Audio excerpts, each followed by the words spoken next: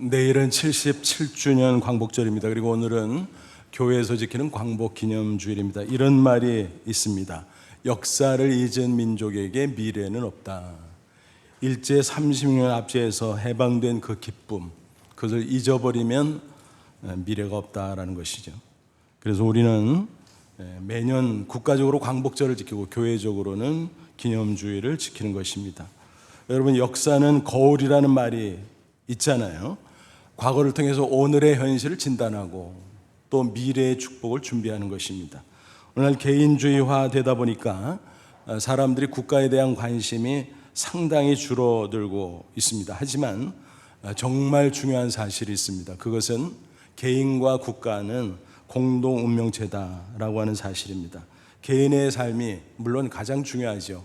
하지만 국가가 불안정하면 개인의 생존 흔들릴 수밖에 없습니다. 더더욱 번영, 꿈도 꾸지 못합니다.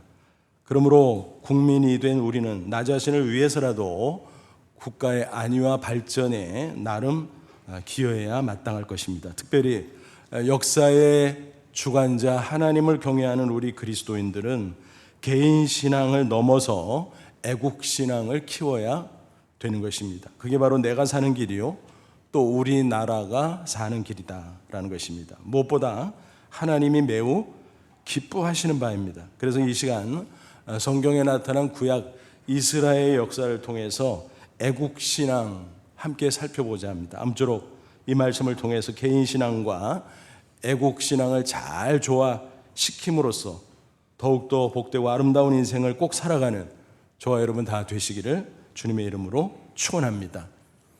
본문은 솔로몬 왕이 예루살렘 성전을 건축한 직후 낙성식까지 마쳤어요. 그때 일입니다. 얼마나 기분이 좋았을까, 백성들도 얼마나 감격스러웠을까 상상이 되지요. 그런데 뜻밖에도 하나님께서 그때 냉정하게 말씀을 하십니다. 뭐라 그랬나요? 이 성전 중요한 게 아니야. 이 건물은 하나님의 임재를 상징하는 처소일 뿐 신앙이 중요하다라고 말씀하셨습니다. 살아계신 하나님을 경외하는 진실한 신앙, 또 그것을 삶 속에 적용하고 실천하는 것, 그것이야말로 진짜다라는 것입니다. 그게 없다면 성전은 빈 껍데기에 불과하다, 그 말씀이죠. 그래서 본문 17절 18절 이렇게 말씀하셨어요. 17절 보면 중간에 내 아버지 다윗이 행한 것 같이 하여 내가 네게 명령한 것을 행하여 그랬습니다. 무슨 얘기예요? 다윗 왕처럼 말씀에 잘 순종하는 삶을 살면 18절 내가 내 나라 왕위를 견고하게 하되, 그래서 다윗과 언약한 것처럼 사무엘하 7장에 있어요. 이스라엘을 다스리는 왕위를 대대로 끊이지 않도록 이어주겠다라는 약속입니다. 근데 만약 말씀에 불순종한다, 하나님을 배반했다, 그러면 여지없이 하나님이 진노하시고 저주하시겠다라고 경고하십니다. 신명기 28장 보면 축복과 저주의 원리가 나오잖아요. 순종하면 축복, 불순종하면 저주. 그렇습니다. 하나님은 축복의 근원자가 되세요. 그러므로 인간이 축복된 삶을 누리기를 원한다면 하나님과 올바른 관계를 맺어야 됩니다. 그런데 안타깝게도 아담이 모든 인간은 어때요? 죄인이잖아요. 그 죄로 말미암아 하나님과 완전히 단절됐어요. 그걸 가리켜 뭐라 그래요? 영적인 사망. 그 후에 육체적 사망, 그 후에 영원한 사망으로 이어지게 되는 거죠. 인간의 비참함이죠. 그래서 급선무는 뭔가요? 죄사함을 받는 거예요. 그래야 하나님과 관계를 회복하고 비로소 영원한 생명을 얻을 수 있는 것입니다. 그래서 죄사함을 위해서 구약시대는 짐승의 피로 속죄 제사를 드렸어요. 그런데 그것은 어디까지나 십자가 예고편에 불과했어요. 신약시대가 시작되면서 하나님의 아들 예수 그리스도가 이 땅에 직접 오셨잖아요. 그리고 십자가 사형틀에 못 박혀 피 흘려 죽으셨잖아요. 그렇게 함으로써 우리의 죄를 대속해 주셨습니다. 그리고 믿는 자마다 다 죄사함 받고 영원한 생명을 얻는다라고 말씀하셨습니다. 이것이 기독교 구원교리 아니겠습니까? 사도 바울이 증거합니다. 로마서 6장 23절 죄의 삭선 사망이와 하나님의 은사는 그리스도 예수 우리 주 안에 있는 영생이니라. 이처럼 복음을 믿음으로 구원받았습니다. 그런데 그 이후에 천국 가기 전까지 이 세상에 사는 동안 중요한 게 있어요. 뭔가 하면 말씀대로 순종하는 삶입니다. 그래서 하나님의 자녀가 됐음에도 불구하고 무조건 축복하는 것이 아니라 말씀대로 순종하면 축복, 만약 불순종하면 저주. 구약 이스라엘 백성들을 보면 알잖아요. 그 원리는 개인에게도 적용되고 국가와 민족에게도 그대로 적용된다는 사실입니다. 아마도 하나님께서는 그때 이스라엘의 미래를 예견하셨던 것 같아요. 그들이 하나님을 배반하고 말씀에 불순종하고 악에 빠지면 반드시 저주할 것이다 경고하십니다. 13절 혹 내가 하늘을 닫고 비를 내리지 아니하거나 혹 메뚜기들에게 토산을 먹게 하거나 혹 전염병이 내 백성 가운데 유행하게 할 때, 농경 시대 배경이지요. 그래서 비를 안 내려주면 농사 망치지요. 농사를 기껏 잘 해놨어도 메뚜기 떼를 보내면 다 먹어버리지요. 또 전염병을 보내면 병들어 앓다가 죽어나가지요. 무시무시하지요. 그러니까 하나님께서 불순종하면 큰일 난다는 것을 그렇게 무섭도록 경고하셨던 것입니다. 그런데 그것으로 끝난 게 아니라 만약 회개하면 그리고 기도하면 다 회복시켜 줄게, 그렇게 해라 라고 또 약속해 주셨습니다. 그런데 안타깝게도 이스라엘은 어땠어요? 실패하고 말았습니다. 그런 점에서 이스라엘의 실패 역사는 우리에게 반면교사가 되는 것입니다. 그들은 끝내 회개하지 않았고 불순종하는 가운데 저주받고 멸망을 하게 되었습니다. 하나님 마치 그들의 앞날을 훤히 내다보듯 또 말씀하셨어요. 19절 그러나 너희가 만일 돌아서 내가 너희 앞에 둔 내 율례와 명령 말씀을 버리고 가서 다른 신들을 섬겨 그들을 경배하면, 다른 신들 우상신들이죠. 그들이 가나안 땅에 거주하게 됐잖아요. 근데 원주민들이 섬기던 토속신이 있었어요. 여러 신들이 있었어요. 바알신, 아세라신, 그 외에도 별의별 신들이 다 있었어요.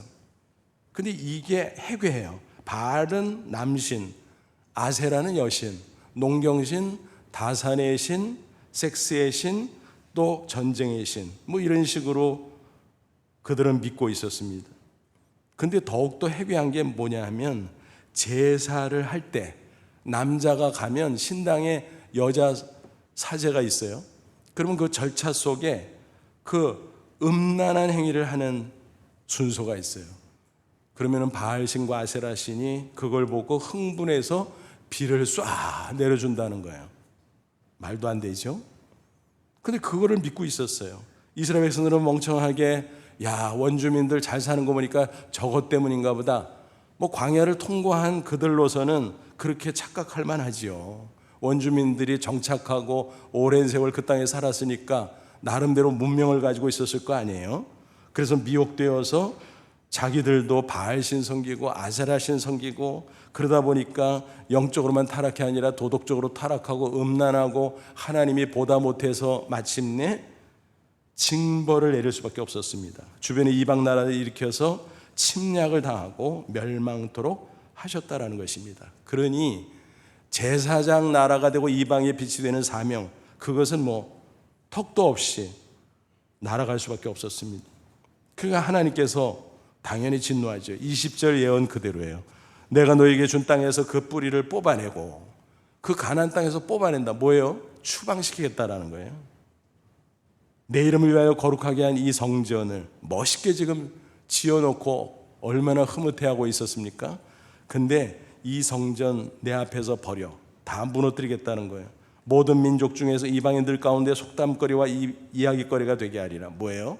시청각 자료로 만들겠다는 거예요. 지나가는 이방인들이 보면서 손가락질하면서 야 저거 봐 저거 뭐 엄청나게 크다고 화려하다고 자랑 기껏 하더니 저 무너진 거 봐.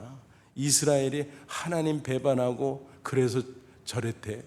꼴 좋다. 뭐 이렇게 된다는 겁니다. 그러니까 이런 과정이 다 오늘 우리에게 반면교사가 된다는 것입니다. 안타깝게도 이야기가 거기서 끝나지 않아요. 후일의 역사 속에서 정말 계속 그 패턴이 반복됩니다. 먼저 남북이 분단되고 서로 으르렁거려요, 동족끼리. 그러더니 북이스라엘 왕국은 아수르에게 멸망을 당해요. BC 722년의 일이었습니다. 그리고 남쪽 유다 왕국은 예루살렘 성전도 있고 제사장도 있었음에도 불구하고 어떻게 돼요? 뭐 좋다고 우상숭배 따라서 하다가 또 도덕적으로 타락하다가 결국은 바벨론에게 멸망을 당합니다. BC 586년의 일입니다. 그때 성전이 파괴돼요. 그리고 백성들 다수가 포로로 끌려갑니다. 비극이죠. 더 안타까운 것은 세월이 흘러 포로가 귀환하지 않았습니까? 그래서 감격스러워하면서 그들은 성전을 재건하기는 했어요. 그런데 그 후에 또다시 하나님을 배반하고 범죄하고 타락하고 결국 또 멸망하고 그 비극적인 패턴을 반복했다라는 것입니다. 예수님이 오신 그 시대는 또 어땠습니까? 메시아이신 그분을 알아보지 못한 채 배척하고 십자가에 내어준 이후에 로마 군대에 의해서 짓밟히죠. 그때 예루살렘 성전이 파괴됩니다. AD 70년의 일이었어요. 사망자가 무려 110만 명이나 됐다 그래요. 와, 고대에 그럴 수 있나? 그랬대요. 6월절 시즌이라 본토 사람들은 물론이고 해외 교포들, 심지어는 이방인 개종자들까지 다 몰려왔는데 그 중에 절반이 사망했다라고 하는 것입니다.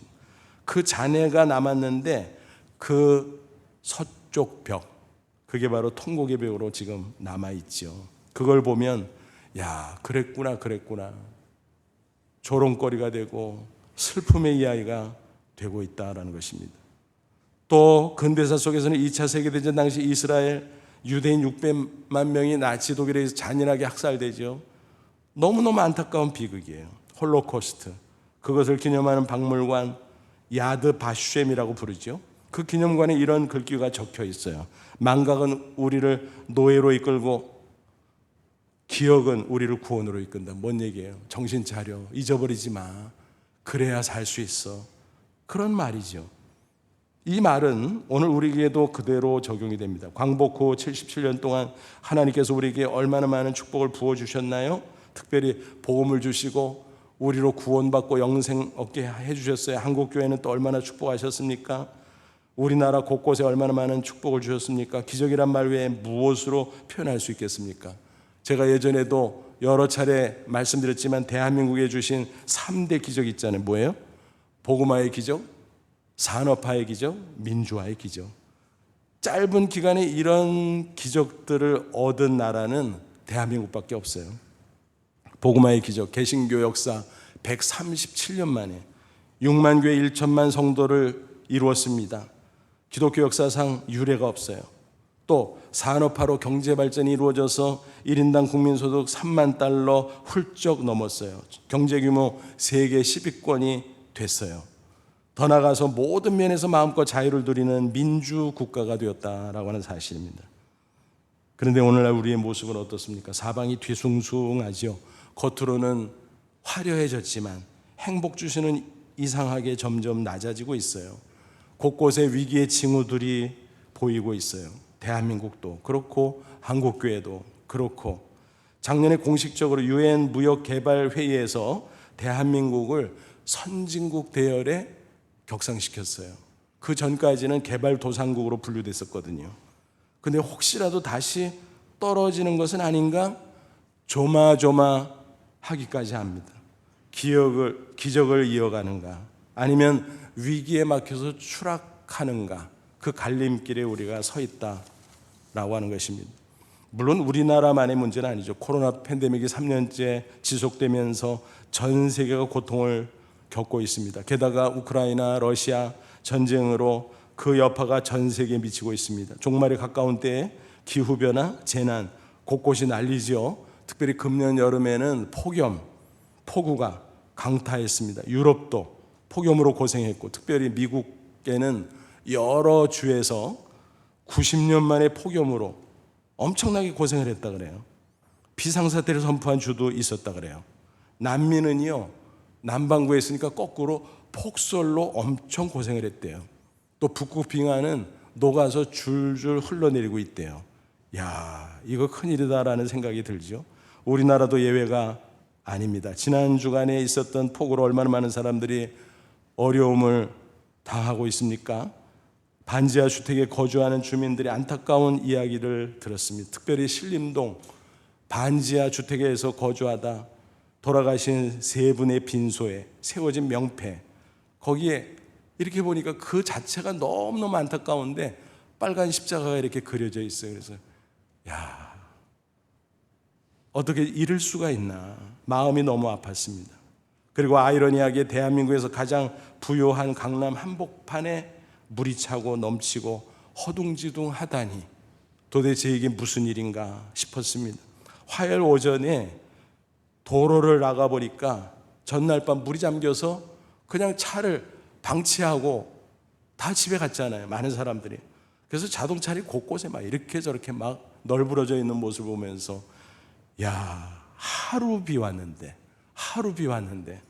인간이 아무것도 아니구나, 그런 생각이 들었습니다.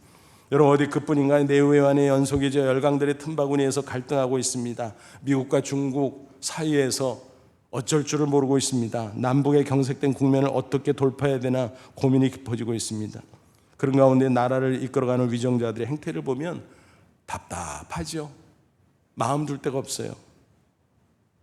정말 너무너무 안타깝습니다. 새 정부가 들어서면 모두가 기대하잖아요. 야, 좀 뭔가 바뀔래나? 좋아지려나? 그래서 새 정부 초기에는 찍어준 국민들뿐만이 아니라 찍지 않은 국민들도 기대감을 가지고 웬만하면 지지를 하죠. 그래서 대통령 취임 초기에 대개 7, 80% 지지율이 나오잖아요. 못해도 50%, 60%는 나오잖아요. 그런데 20%대로 내려갔으니 이게 어쩐 일입니까? 심란합니다.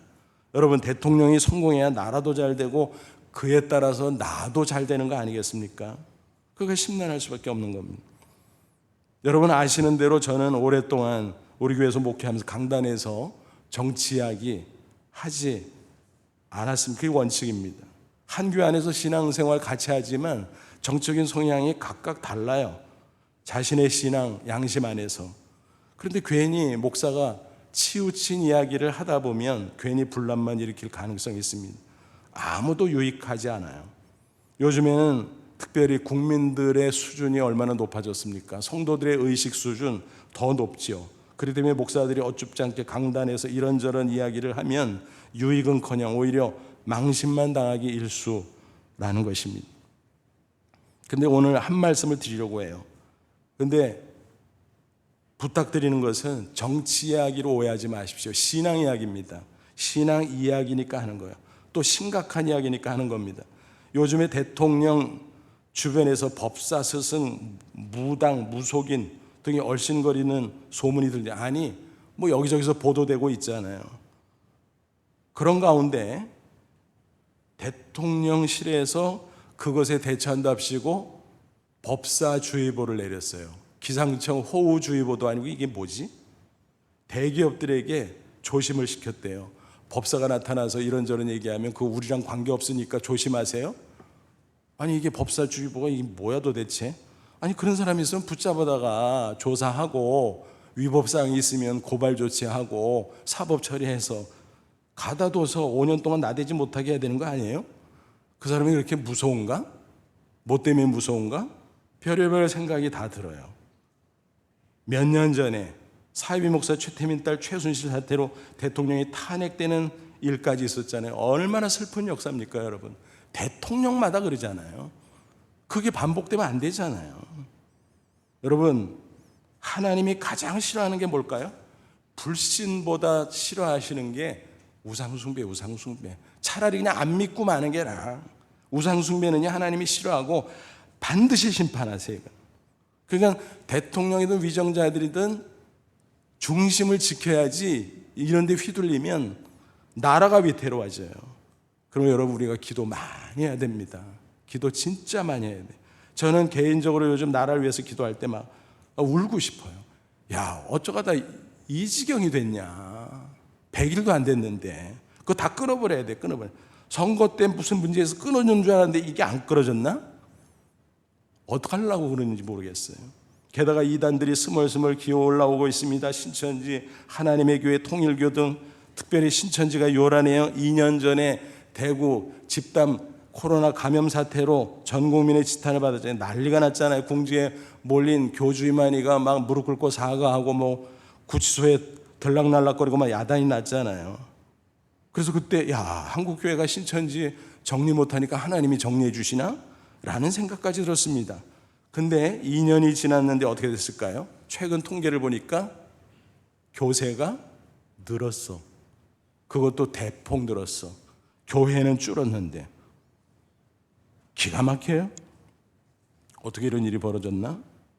모르겠어요, 잘. 뭐 이런저런 여러 이유가 있겠지만 이단들이 하는 짓거리 가운데 뭐냐면 선거철이 되면요, 정치인들에게 줄을 대요. 여기저기 보험 들어두는 식으로 하는지 뭐 하는지 씁쓸해요. 그런 흔적들이 곳곳에 남아있어서 현대종교 잡지 지난 4월호 보면 특집 기사가 있었어요. 신천지 정치 개입 의혹 정리. 참고로 현대종교라는 잡지를 잠깐 설명하면요, 이단 문제 전문 월간지예요. 어르신들은 아마 기억하실 거예요. 고 탕명한 교수, 이분은 조직신학 교수인데 이단 연구 전문가였어요. 그런데 이단들에게는 더 시달리죠. 공격받죠. 그러던 중 피습당해서 순교하신 분이에요. 그 아드님이 그것을 계승해서 영세한 가운데 뭐 고소고발 맨날 당하지요. 그러면서도 그걸 이끌어오고 있어요. 50년간 이어지고 있는 잡지예요. 그러니까 정치색은 제로예요, 제로. 근데 거기에 그런 것들을 보면서 아마 일반 신문이나 방송에서도 보신 분들이 있을 거예요. 그걸 자세히 해놨을 뿐이지. 또 며칠 전에는 이만희 교주의 방역 방해 혐의가 무죄 판결이 났어요, 대법원에서. 뭐 대법원에서 판결했으니까 승복할 수밖에 없지만 한편으로는 법을 잘 몰라서 그런지 몰라도 씁쓸해요. 또 저희 집에서 보는 종이 신문이 있습니다. 메이저 일간지 중에 하나인데 어느 날 이렇게 딱 폈는데 한 면이 아니라 전면 광고도 엄청 비싸잖아요. 양면, 이 두 면인데 막 쫙 펴졌는데 뭐 찬란해요. 기사도 막 멋있게 써놓고. 그래서 이거 뭐야? 신천지 기사인데 세상에 모르는 사람들은 거기 혹하게 생겼어요. 근데 보니까 광고야. 기사형 광고. 근데 문제는 뭐냐면 2년 전에 그 신문 우리 집에서 보니까 알죠. 거기서 뭐 신천지 막 비판하면서 반사회적이고 법인 다 취소해야 되고 뭐 막 그랬었어요. 근데 돈을 주니까 그거 실어주더라고. 그래서 언론사도 돈이 최고구나. 씁쓸했어요. 여러분, 이런 상황입니다. 뭐 우리나라만 또 그런 것도 아니에요. 이웃나라 일본, 얼마 전에 아베 총리가 피살됐잖아요. 그 범인이 누구예요? 자기 어머니가 통일교에 빠져가지고 재산 다 날리고 집안 망했대. 근데 아베 총리가 거기 연결돼 있다고, 통일교에. 그래서 화가 나서 범죄를 저질렀다는 거예요. 이단의 폐해가 이렇게 심각한 것입니다. 개인, 가정, 심지어는 나라까지 뒤흔드는 경우도 있다는 것입니다.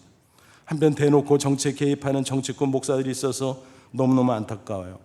전도회문이 막 막히고 있어요. 걱정이에요. 실상을 알아야 판단하니까. 제가 뭐 풍문 듣고 판단하겠어요? 직접 들어봐야 판단이 되지. 그래서 시간이 너무 아깝지만 이따가 인터넷이나 유튜브 이렇게 중간중간 뒤져볼 때가 있어요. 또 이게 진행 상황은 어떤가. 최근에 보니까 가관이에요, 가관. 이게 한 덩어리 했던 무리들이 갈라져 가지고 서로 막 싸워. 원수가 됐어. 서로 욕해. 그래서 이거 재밌다. 점입강령이네. 근데 돈 문제가 있어요, 그 안에. 꼭 이런 집단들은 돈 문제가 나중에 터져요. 어떻게 될지 지켜보는 중입니다. 저는 그렇게 생각해요. 정치를 하려면 목사 타이틀 딱 쥐고 본격적으로 하면 얼마나 좋아요. 뭐 정치하는 거 자유인데 뭐. 근데 문득 그런 생각, 여의도 갈 실력이 안 돼서 그러구나. 여의도 갈 실력이 안 돼서 그러나 봐요. 여러분, 그런 사람들이 아니라고 할지라도 사회적인 이슈, 국가적인 이슈요. 대한민국 교회에 교단들이 많아요. 교단 안에 총회, 노회 쭉 있어요. 그러면 거기서 절차를 밟아서 그것에 대해서 논의하고 또 정부에 대해서 건의할 거 건의하고 그렇게 합니다. 물론 성미가 급한 사람은 답답할 수도 있어요. 그럼 개인적 자격으로 건전한 단체 분별해서 가입해서 활동하면 뭐 그것도 좋은 일일 수가 있습니다. 하지만 적어도 교회가 집단적으로 성도들을 뭐 전세버스 대절해서 막 동원하고 그런 거는 전혀 유익이 없고 오히려 교회가 많은 손해를 볼 수밖에 없다는 사실, 우리 교회하고는 관계가 없지만 참고로 말씀드립니다. 그럼 우리가 그리스도인으로서 혹은 교회로서 이런 어려운 시기에 어떻게 대처하면 좋을까요? 본문을 보니까 하나님께서 승리하는 방법을 가르쳐 주셨어요. 그럼 회복할 수 있다? 더 나아가 부흥할 수 있다? 14절입니다. 내 이름으로 일컫는 내 백성이 그들의 악한 길에서 떠나 스스로 낮추고 기도하여 내 얼굴을 찾으면 내가 하늘에서 듣고 그들의 죄를 사하고 그들의 땅을 고칠지라. 악한 길에서 떠나 뭐예요? 회개죠? 스스로 낮추고 겸손, 감사합니다. 하나님의 은혜 잊지 않고 감사. 그리고 기도하면 또 하나 보탠다면 사명을 감당하면 하나님께서 그들을 사하시고 그 땅을 고쳐주겠다, 회복시켜주겠다라고 약속해 주셨습니다. 여러분 기억하십시오. 하나님께서 역사를 주관하실 때요, 섭리하실 때요, 불신자들을 보고하지 않아요. 물론 궁극적으로는 심판하지만 그 중간중간은요, 믿는 그리스도인들, 성도들을 보면서 섭리하세요. 교회와 성도들이 깨어 있으면요, 하나님께서 기다려줘요. 그래, 니네들이 좀 잘해봐라. 근데 도저히 회개하지 않고 악에 완전히 빠져서 헤어나지 못하면 하나님께서 데드라인이 될 때 심판하시고 징벌하신다는 무서운 사실입니다. 그래서 오늘 우리는 이 말씀을 붙잡고 회복을 넘어 부흥으로 가기 위해 회개하고 또 하나님의 은혜 기억하고 감사하고 겸손하게 말씀에 순종하고 기도하고 또 주신 사명에 헌신해야 될 것입니다. 그게 우리가 살 길입니다. 코로나 국면을 지나면서 이런저런 오해 때문에 교회의 신뢰도가 추락했어요. 우리가 억울한 면도 없지 않지만 뭐 할 수 없죠. 뭐 어떻게 해요. 우리가 회복하는 수밖에. 사실은 그 전부터 문제가 있었어요.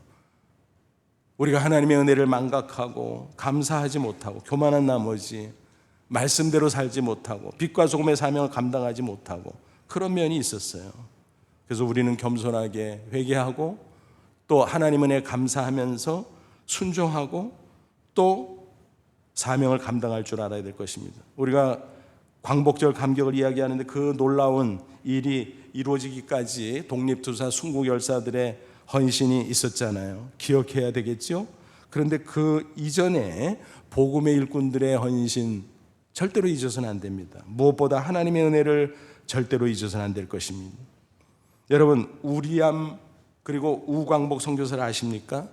아버지와 아들이에요. 미국인인데 영어 이름을 한국식으로 개명한 거지요. 특별히 우광복은, 우는 윌리엄을 우로 표시한 것 같아요. 광복 무슨 뜻일까요? 우리나라의 광복. 이름을 그렇게 지었어요. 광복 훨씬 전에 얼마나 놀랍고 신기하고 감사한지 몰라요. 그 선교사님들이 그토록 이 나라의 광복을 염원하면서 복음 사역을 하셨다라는 것입니다. 그들은 일제 강점기 또 광복 직후에 복음 사역은 물론이고 대한민국의 기초를 놓는데 귀하게 쓰임을 받은 분들입니다. 우리암 선교사는 마침 이번 8월 충남 공주의 역사 인물로 선정이 되셨어요. 왜냐하면 공주 지역에 그 영명학교가 있는데 거기서 사역을 했었거든요. 교육선교. 그런데 유관순 열사 등 많은 독립운동가를 배출했다는 이유 때문에 일제에서 추방된 적도 있었어요. 안타까운 일이었습니다. 그러나 다시 광복 후에 재입국해서 많은 사역들을 감당했습니다. 특별히 미군정 고문으로도 활동을 했습니다. 이번 8월 달에 그래서 기념행사를 공주 지역에서 개최하고 있습니다. 또 한국기독실업위원회에서는 그 후손 27명을 경비 다 돼서 초청했습니다. 내일 부산에서 한국 기독실업인 수련 대회가 열리는데 그 첫날 기념행사를 그들과 함께 가진다고 합니다. 그 이야기를 듣고 얼마나 반갑고 고마운지 맞아 그래야지 싶었습니다. 특별히 이 우광복 선교사의 화력이 감동적입니다. 그는 어린 시절 우리나라에서 공부했어요. 성장하고 그러다가 청년기에 미국으로 건너가서 의학 공부를 했습니다. 그리고 마친 후에 재입국을 했는데 군의관으로 지원을 했어요. 미군정에 참여를 한 거지요. 특별히 사령관 하지 중장에 참모가 됐는데, 아니 영어는 뭐 자기네 말이니까 너무 잘하고, 근데 한국어를 너무너무 잘하는 거예요. 그래서 하지 중장이 아유 자네 대단하네. 그러면은 우리 일꾼들 한 50명 추천해봐. 한국 사람들 아는 사람도 많지. 그래서 어머니에게 의논을 했어요. 그랬더니 어머니가 야 같은 값이면 믿는 사람들 추천해라. 잘 찾아보고. 그래가지고 50명 중에 35명, 어떤 자료를 보면 48명이었는데 모르겠어요 정확한 건. 어쨌든 그렇게 상당수의 그리스도인들을 추천하게 되었다는 것입니다. 그들이 요소에서 일하다가 대한민국 정부가 수립되면서 중요한 지위에서 많은 일들을 감당했다라는 것입니다. 건국의 기초를 놓은 셈이죠. 예를 들면 이런 겁니다. 초대 문교부 장관이 그리스도인이라 학교를 중심으로 미신타파 운동을 벌였어요. 또 초대 국방부 장관이 그리스도인이라 군목제도를 시행하고 군복음화를 이루면서 국가 발전에 크게 기여했어요. 놀랍죠. 특별히 감동적인 것은 이 우광복 선교사가 은퇴 후에 미국 가서 거주하시다가 노년에 이제 임종을 맞이하게 되는 유언을 했어요. 뭐라 그랬냐면은 내 누이 동생이 어렸을 때 한국에서 풍토병으로 죽었어. 공주의 묘소가 있거든. 나 죽거들랑 그 옆에다 묻어줘. 그래서 나란히 묘소가 있습니다. 이런 이야기를 들으면요 정말 눈물 어린 헌신에 감동을 받지 않을 수가 없다라는 것입니다. 그렇습니다. 우리는 하나님의 은혜, 또 이런 분들의 은혜를 기억하면서 그것을 계승해야 할 것입니다.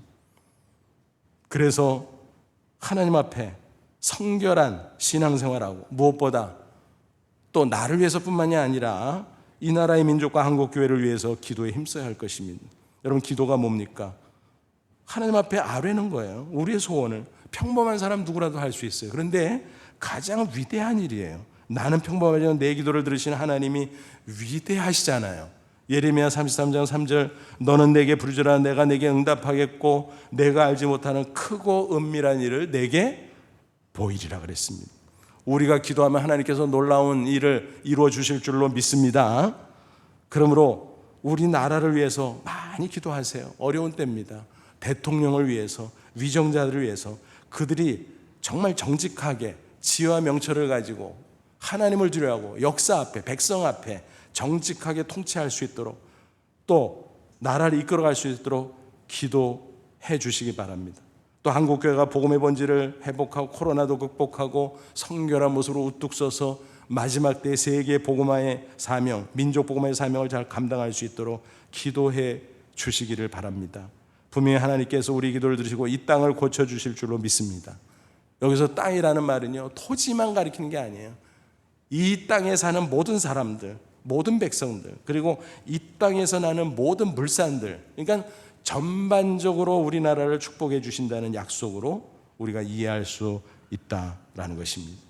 회복을 넘어 부흥의 역사가 일어날 수 있는 것입니다.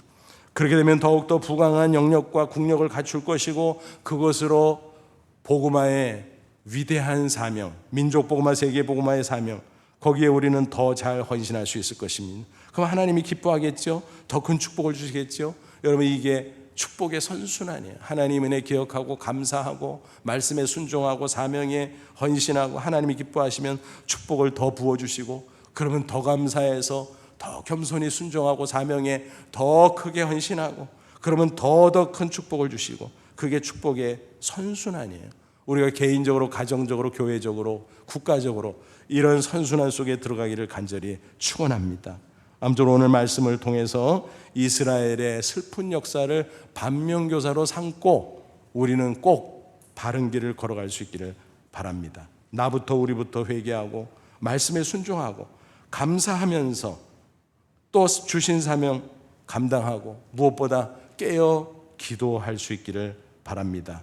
그래서 아무쪼록 축복의 선순환 속에 계속해서 나도 잘 되고 나라도 잘 되는 놀라운 승리 역사를 계속 이어가는 저와 여러분 되시기를 주님의 이름으로 축원합니다. 기도하겠습니다. 이 시간 말씀 붙잡고 잠시 기도하자. 하나님, 그렇습니다. 예수 믿고 구원받고 하나님의 자녀, 특별히 대한민국 국민이 된 거 감사합니다. 주의 은혜를 무엇으로 보답할 수 있사오리까? 겸손하게 감사함으로 순종하고 사명에 헌신하고 무엇보다 깨어 기도하게 하옵소서. 그래서 이 땅을 고쳐주신 하나님의 회복과 부흥의 역사를 경험하게 하옵소서. 다 같이 간절한 마음으로 잠시 기도합니다. 하나님 아버지, 은혜를 진심으로 감사합니다. 이 시간 주의 말씀으로 우리를 깨닫게 해주시고 다시 한번 우리로 경성케 해주심을 감사합니다. 하나님, 하나님의 은혜를 잊지 않게 하옵소서. 겸손하게 하시고 감사함으로 순종하게 하시고 주신 사명 감당하게 하시고 무엇보다 우리는 연약하지만 위대하신 하나님을 바라보며 기도하게 하옵소서. 그래서 하나님께서 우리 조국 대한민국과 한국교회를 일으켜 주심을 경험하며 우리도 나라도 다 승리하는 놀라운 축복을 허락해 주시옵소서. 예수님의 이름으로 기도하옵나이다. 아멘.